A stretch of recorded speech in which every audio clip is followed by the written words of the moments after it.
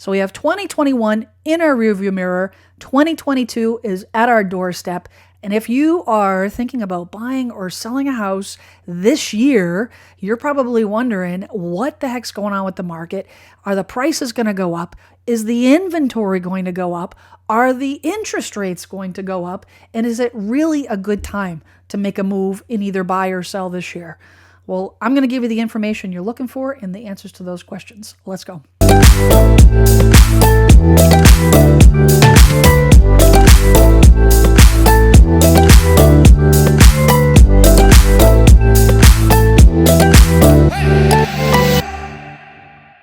The real estate market is crazy and volatile, and it seems like every time you talk to somebody, they're going to give you a different answer. And sometimes it is a different answer because local real estate and national real estate are two different animals. I'm going to give you an update on the local situation, state of the market, where we were the last 4 quarters, kind of where we're at right now. And then I'm going to give a forecast of what I think is going to happen based on all the industry experts for 2022 this year. So let's dive right in on the state of the market. So the real estate market had another great year last year, and the numbers tell the story. These are the numbers for Plymouth single family at the year end. December 31st, and we can kind of see different trends. And the trends that I often look at are in the variable column to find out exactly where we're at. So one of the key things that I always look at are the number of listing units. So how many listings actually came on the market. For certain, we can see that in 2020, we had 1,044. Last year, we had 920. That kind of goes along with what we saw. It felt like we had less inventory, and in fact, we had a negative almost 12%. It was down from the year before as far as overall inventory. That would obviously affect sales. Sales overall were slightly down as well, but it's not for lack of buyer interest. The buyer demand is there, just the inventory is not there. The median price, and it's a classic supply and demand, the median price went up because of the high buyer demand and low inventory. So we saw that the median price in Plymouth went from $450,000 up to $500,000 for median price. That's an increase of a little over 11%. So between 11 and 12% is what we were. It's actually exceeds what we were expecting for 2021. I think we were looking at somewhere around 6-7%. This is far above what our expectations are, and I'm going to share with you my predictions in terms of where we go for 2022 and what the industry experts are saying. And then, some sidebar on what's going to happen actually, what I think is going to happen in the South Shore and in Plymouth. We're still seeing above because of the high demand in terms of list price to sale price. The conversations that I've been having with a lot of my buyer clients is this perception of, well, there's, less inventory. It does seem like maybe there are some price changes whenever they see a house that's on the market for more than a week, 2 weeks. They start wondering, is that mean that the prices are starting to come down, that the market's starting to change? And the numbers don't lie, and this tells us that no, that's not the case at all. You can still overprice a home in an extremely aggressive market, an extremely hot market, and an appreciating market. You can absolutely overprice a home so that you end up with a price change. But this tells a story that, in 2020, homes sold for 99.53% of asking price. Last year, they sold for 102.75. So on average, or median price, on median sale price average, that would tell us that the majority of homes sold for over asking. There was a lot of speculation on foreclosures and the forbearance program ending, and there would be this flood of foreclosures. I had talked about this on a previous video that I didn't feel that it was going to happen. The industry experts didn't feel this was going to happen because of the increase in equity. There's no reason for a homeowner to foreclose on a property because that equity would allow the homeowners to sell that property, oftentimes walk away with money and avoid the whole foreclosure process. And these numbers kind of back that up as well. So the number of lender-owned units, 2020, we had 20 units, and last year there were only 5 lender-owned properties. That's 5 foreclosures for the entire town of Plymouth, which is tremendous. Now, if we check out what happened quarterly, and I did a fall market update that, we kind of went over what we thought was happening with the market in terms of maybe a softening of the market. And for certain, we had a seasonal softening, which happens every year between, Thanksgiving and New Year's. But if we look at quarterly in terms of the number of listing units, we can see that their units still came on the market. The homes still came on the market at a pretty good clip. They were down in a negative every single month, 120%, 120 units rather, difference between in first quarter, 72, 31, and then only 6 unit different in quarter 4. But the thing that I always look at is the month supply of inventory. So the average month supply of inventory is a unit of measurement that tells us kind of the health of the market. An average month supply of inventory would be between 5 and 6. And what that means is, if we were to sell everything on the market right this very minute, so right today, no more new listings came on the market, and we sold every single solitary property, how long would it take? And on average, it takes about 5 to 6 months. That tells us, again, whether it's buyer's market, seller's market, and the overall health of the market. For certain, we've been in the negative. We've been on the lower side for for a couple of years, almost 2 years. And we could see that in, 2020 Q4 before the pandemic. It was 2.04. It was still a strong seller's market before the pandemic hit. And then things started to plummet, and it went down to 1.8 and then 1.06, and then it dropped to 0.57 in 2020. 2021, conversely, they started the year last year at 0.43. Big drop, went up a little bit, 0.76. That's that spring market where things, the surge of when properties come on the market, typically in the springtime, so a little bit more inventory, and then it started leveling out in the fall, in the summer, early fall, and then late fall, winter, it dropped again to 0.57. So overall last year, incredibly strong market, prices appreciated. Inventory didn't really move. If anything, it got worse as the year went on with fewer and fewer properties on the market. And the interest rates pretty much didn't affect anything. It didn't make it go up, didn't make it go down because the buyer demand is so strong. So what does this mean going into 2022, which is the magic question everybody's wondering if you're in the market thinking about making a move? What does the 2022 year mean, and what can you look forward to? So the first question we had to look at is, when are the listings going to come on the market? And according to all the experts, and for certain, the current data supports this, it looks like we're going to have an earlier spring market. Now, on average, the typical spring market, when there's a flood of listings, there's more listings than normal that come on the market, the busiest time of the year is April, May, June. Second quarter is where the bulk of the inventory comes on the market, and on a typical real estate year. This year is going to be different, and I've seen it myself already. The first week in January last week was busier than normal, coming off the holidays, and they're predicting, because of the high buyer demand, because of the very low average month supply of inventory, we're going to see more inventory coming on the market. Now, Omicron might change that a little bit. I have had some sellers that have kind of pulled back a little bit to say, you know what, we're not quite ready to have people come through the house right now, but fingers crossed, Omicron will go out as quickly as it came in, and that will not be as big of an issue heading hopefully into February, mid-February. Regardless of COVID and Omicron, there are certainly plenty of sellers that are continuing to put their house on the market, and homes that are empty, that are vacant, that are second homes. It's not an issue. Having people come through the house is just not an issue. So we're going to see more inventory, at the earlier part of the year this year than a typical spring market. An interesting piece of information, I came across this. This is the National Association of Realtors 2021 homebuyer and seller profile. And what's interesting is this kind of explains why, one of the reasons why we have this inventory shortage. Yes, we have COVID, and we have builder. We have major shortage of new construction. That's been a problem for 20, 30 years.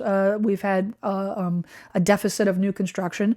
But it's the one of the things, the overlooked things that is causing, this pent up seller demand, this lower listing levels, which has been happening for quite a few years. This is not a COVID phenomenon. This is for certain something we've been dealing with for many, many years, is the fact that people are staying in their houses a little longer. So if you look at this graph, between 1985 and 2008, on average, people stay in their houses about 6 years. And for certain, I got in the business in 1996, and I would say this was absolutely certain, between, 4, 5 to 6 years, people were turning over. I bought my first place in 1997 and was there for about, I think 4 or 5 years, and then sold it and got into another place. And, this was the average.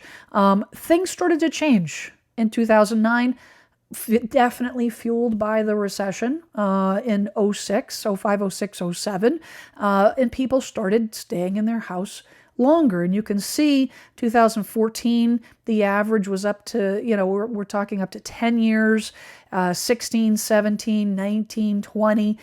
People are staying in their house much, much longer. Those are all potential listings that aren't on the market.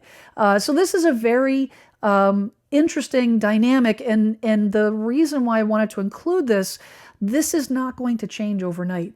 People are not going to all of a sudden go back to moving, every 5 to 6 years. I think this is something that is going to stick around for quite some time, which means the demand is going to stay, which means we're not going to necessarily have a crazy market indefinitely, for certain, but it's not going to flip on a dime. It drives me crazy to see all these, headlines, these clickbait headlines, about the market crashing and how everything's going to come tumbling down, and the prices were going to drop 30%. And it's all it doesn't make any sense. The data doesn't support that.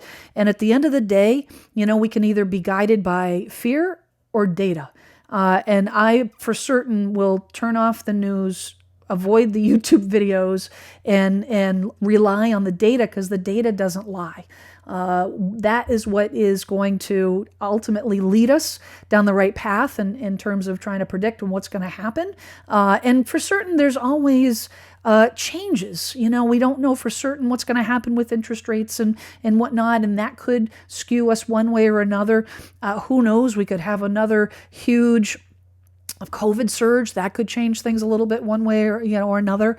But the fact that we have some data that supports our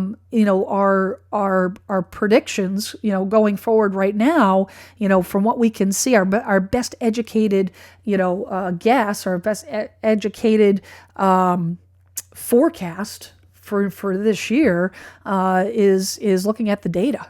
So the next big question is what are the home prices going to do in 2022? And this is based on 7 leading industry analysts. We've got Fannie Mae, Freddie Mac, CoreLogic, MBA Mortgage Bankers Association, HPAS, Zelman, NAR.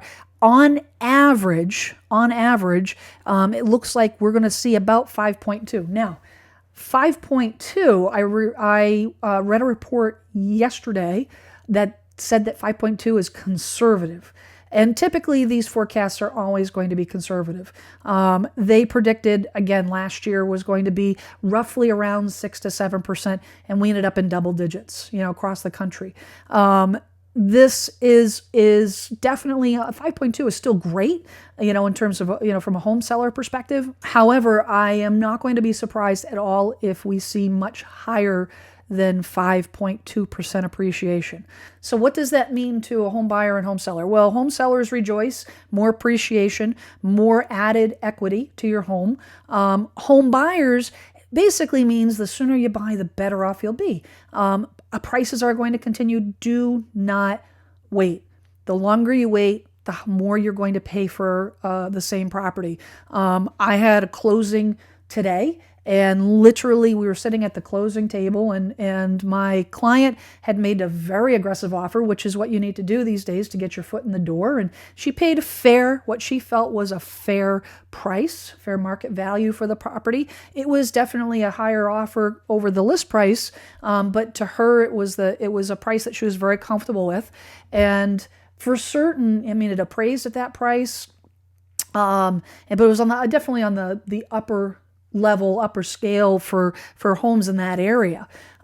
We closed today, and there's already another comparable property on the same area that's priced higher than what she closed at. She's closing with equity, and we've only been under contract for 5 weeks. So that's going to continue to happen, and that's why I can't emphasize more. If you are thinking about buying a home, get the wheels turning. Yes, it may not happen overnight. Yes, you may be trying to and you just haven't been able to do that yet, but don't give up.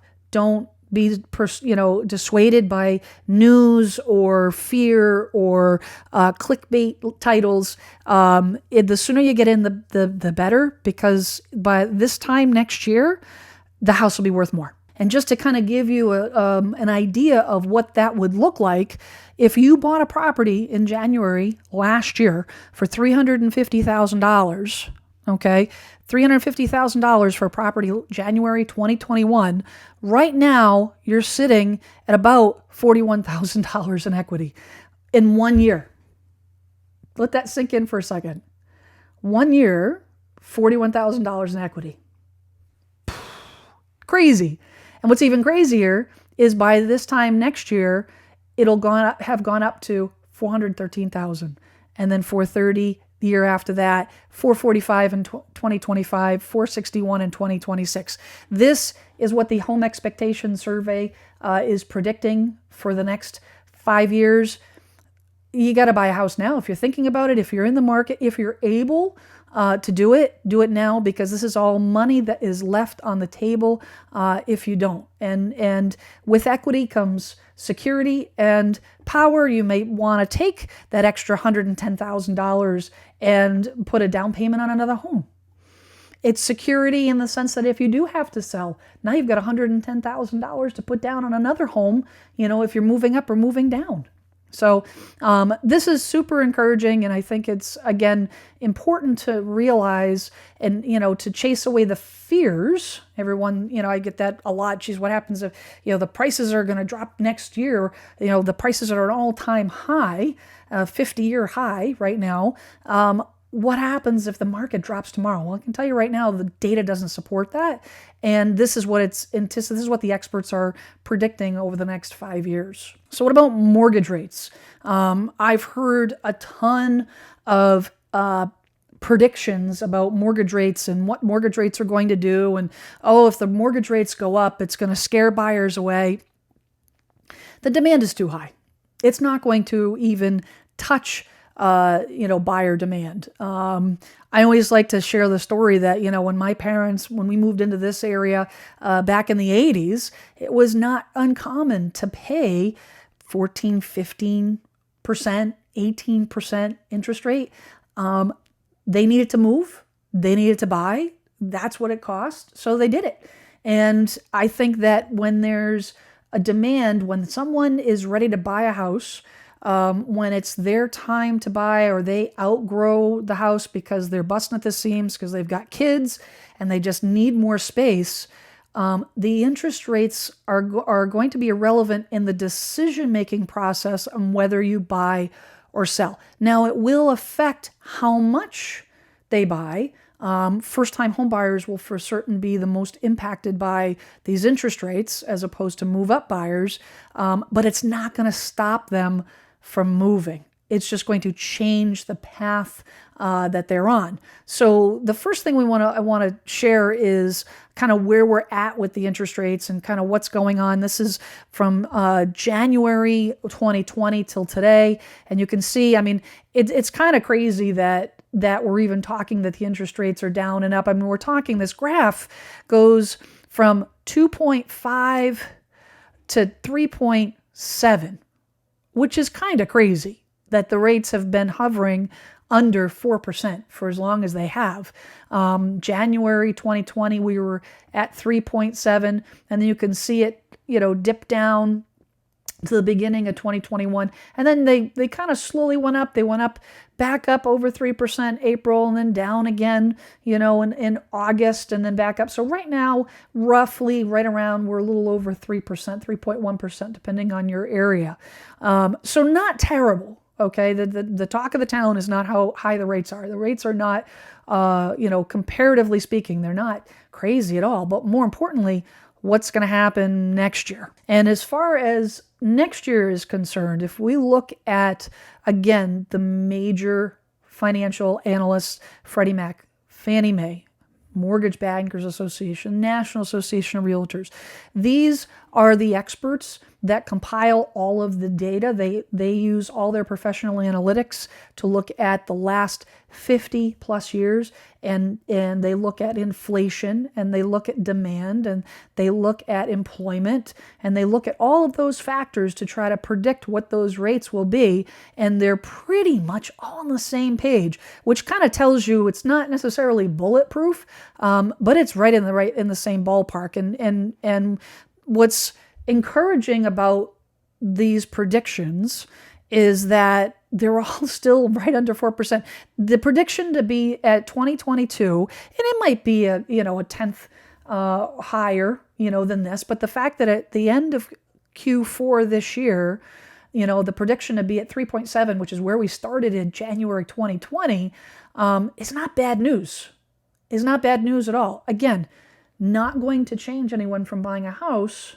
It's just going to maybe change what their buying power is, in terms of how much money they spend, how much of a house they get. It's all about managing expectations and what you're actually getting into. You may have to start looking at a price range that's slightly lower, so you have that wiggle room to offer over asking, because offering over asking is absolutely still going to be, something that you'll have to do this year to get your foot in the door. So you may have to just, if you're at the top end of your budget, you may have to just, knock that price down. That's something that, I work with my clients with, and work with the lender, as a team, to know exactly, number one, what their, what the client is approved for, but number two, what's their comfort level and what they're spending monthly.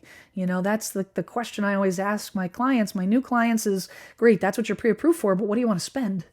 Two different things. Just because you're approved for $2,500 a month doesn't mean that that's comfortable in your budget. You may only be comfortable with $2,000 a month.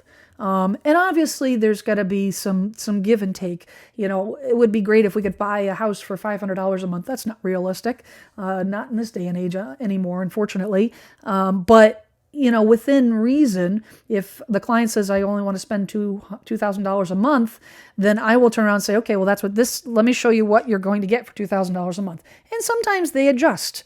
They take into consideration, well, geez, you know what? I'm anticipating a raise. I'm anticipating all, extra money to come in, over the course of the next year or 2 years that might be able to support a little bit higher mortgage payment.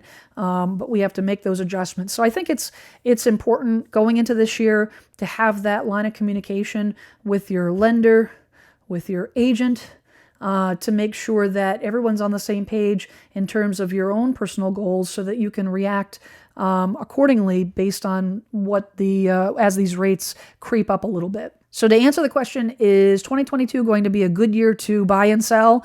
And the answer is a resounding yes, for certain.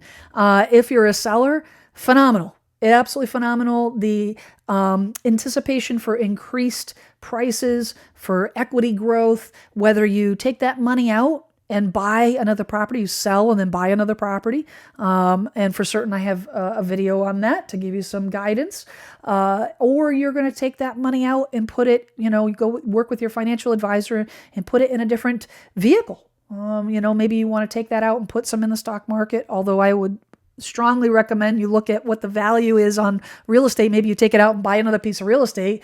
I can't, buying real estate, owning real estate is probably the best vehicle for your money, but there are other options. And if you're a buyer, I would say don't get discouraged, especially if you're a first-time home buyer. As these prices go up, so aren't rents.